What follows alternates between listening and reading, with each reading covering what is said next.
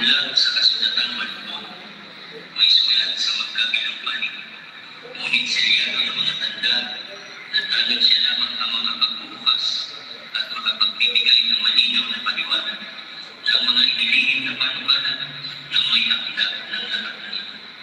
Siya ang tanging umaabot ng pinakasusi ng programa. Programang iabot ng unawa, di kaya ipaliwanag ng iba. Ngunit sa kanya ibinigay ang kapagintulutan at inabot ang karunungan patungkol sa mga tandang inilihim upang sa takdang panahon ay ihayag at kanyang ipakilala ang pinagmulan, ang may panukalan at ang may akda ng lahat ng ito. Kaya yamang mabas na ang pinto, mga kaibigan. Nag-iisang pinto lang yan at iisa lang. Daan sa mga daan, pinamulan ng mga panukala at mga patutuo, kaya't matibay, matatag at totoo. Ito ang tamang daan na pinili niyang taluntunin na siyang daluyan ng mga biyayang walang kabalisaan, kapayapaan, kapahingaan, at kapanatagan ang di kay Manong. Halina kayong lahat. Lahat ay kasama. Lahat tayo dito ay magkakaibigan. Bawat isa ay may partisipasyon. Magsama-sama na tayo sa bukas na pinto. Biyaya ko'y biyaya niyo. Tahanan ko'y tahanan niyo. Pag-ibig ang nananala ko. Siya ang may mga pahayag ito. Dahil wala siyang inihatagin sa lahat ng mga tao. Ngayon na ang panahon ng pakikipagkaisa, ng pakikipagkasundo sa Kanya. Napapanahon na ang pagbabagong buhay.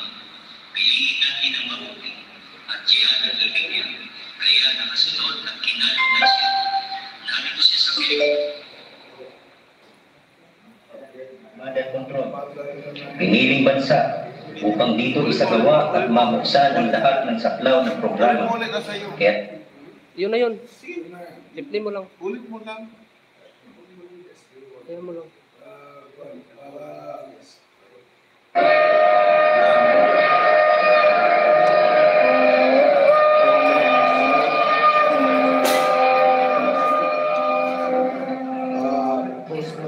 mga mahal naming kaibigan, ngayon na ang panahon. Ito ang pinaka-hinihintay-hintay na ng lahat. Umudyat na. Okay. Lobat. This is addressed to everybody. Yung pabibigyan, tandaan nyo, huwag nyo sayangin.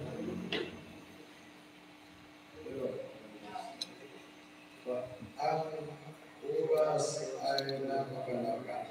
Dahil gusto. I want you to become serious and dedicated in this manner. It's only a meeting of minds. Lord, ito na ang susi at ang pinto ay nabuksan na. Although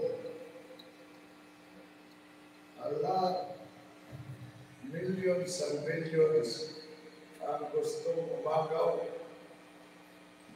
ng certificate of entitlement at ang gusto ko ay hindi masayang no bawat isang leader ay malibigyan ng 19.5 trillion US dollar para hindi na kayo kailangan po ito nakapinusin na. Ito po lahat ng project para ibalik ulit itong nawawalang kareso at tinatawag nilang demonya o nalimutan ng matagal na panahon. Kaya hinihingi ko your presence of mind